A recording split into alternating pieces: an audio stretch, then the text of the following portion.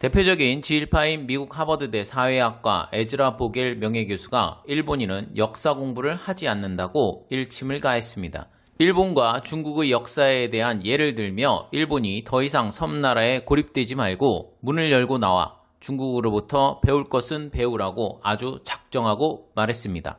에즈라 보겔 하버드대 교수는 동아시아 연구의 권위자로 1979년에 출간된 베스트셀러인 재팬 에즈 넘버원의 저자입니다. 1977년부터 1980년까지 하버드대 동아시아 리서치 센터 소장을 역임한 에즈라 보겔 교수는 전후 패전국에서 30년 만에 경제 2위의 대국으로 올라선 일본의 모습을 보면서 미국이 일본을 배워야 한다고 설파했습니다. 일본은 100년 동안 서구 열강들을 연구하고 배웠는데 왜 미국은 일본을 배우려 하지 않느냐며 미국이 일본을 배우기 위해 노력해야 한다고 말했습니다.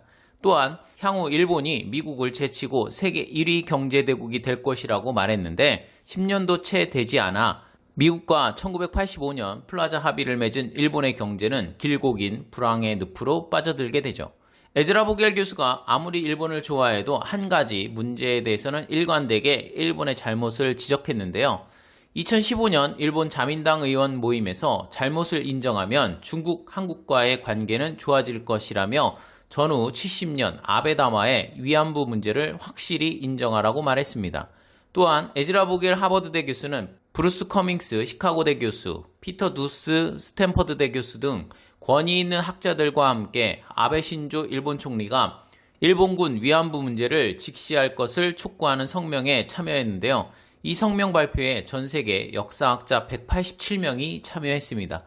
아무리 지일파라 해도 유대인인 에즈라 보겔 교수 입장에서는 제2차 세계대전 당시에 행해진 일본의 전쟁 범죄에 대해서 두둔할 수는 없겠죠. 에즈라 보겔 교수가 얼마 전 전환기의 미중관계라는 주제로 일본 도쿄에서 강연을 했는데요. 일본이 미중관계 개선에 힘을 써야 한다고 말하면서 일본인은 역사 공부를 하지 않는다고 쓴소리를 했습니다. 그러면서 세 가지 예를 들었는데요.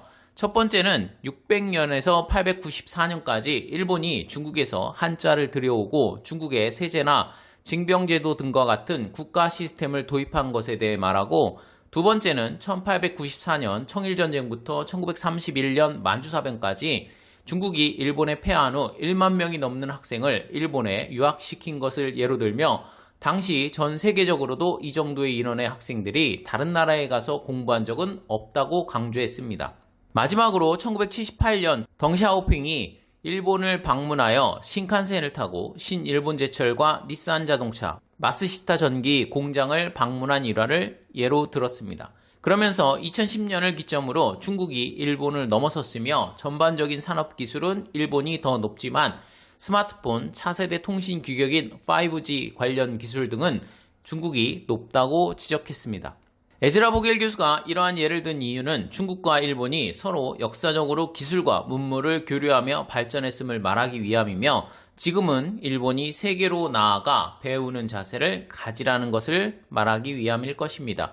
1980년대의 환상에서 아직도 깨지 못하고 스스로 자화자찬하며 아직도 세계 최고라는 망상을 하고 있는 일본에 대한 직접적인 충고라고 말할 수 있습니다. 1980년대 일본은 전 세계 모든 국가의 선망의 대상이었지만 부정적인 의미의 재패니피케이션이라는 말이 생겨났을 정도로 2010년대 일본의 모습은 전 세계 모든 국가가 닮고 싶지 않은 국가인 것은 분명합니다. 일본 네티즌 반응입니다. 재패니즈 넘버원이라는 말을 듣고 신이 나서 방심한 결과가 오늘의 일본이라고 생각한다.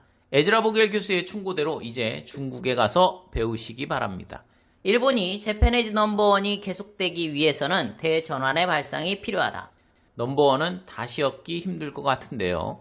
일본의 부활은 어렵다고 생각한다. 현 상태에 만족하고 현상 유지에 대한 생각이 대세다. 저도 일본의 부활은 어렵다고 생각합니다. 저출산 고령화로 가고 있는 일본이 미래에 밝은 희망을 가질 수 없는 것은 누구라도 알 수 있다. 이건 일본만의 문제가 아니라 중국, 우리나라도 똑같은 상황이죠. 어리석은 자는 경험으로 배우고 현명한 자는 역사에서 배운다네요. 배우더라도 날조된 역사가 아닌 제대로 된 역사를 배우시길 바랍니다. 중국과의 관계를 좋게 하고 싶은 건 말씀하신 대로이지만 인권 문제와 센카쿠를 생각하면 양보할 수 없는 것도 사실. 인권 문제와 영토 문제를 거론하다니 참으로 어처구니가 없네요. 전쟁 기간 동안 벌인 일들에 대한 진정한 참회 및 보상 문제, 제일교포에 대한 차별과 독도 문제를 먼저 생각하세요. 시청해주셔서 감사합니다.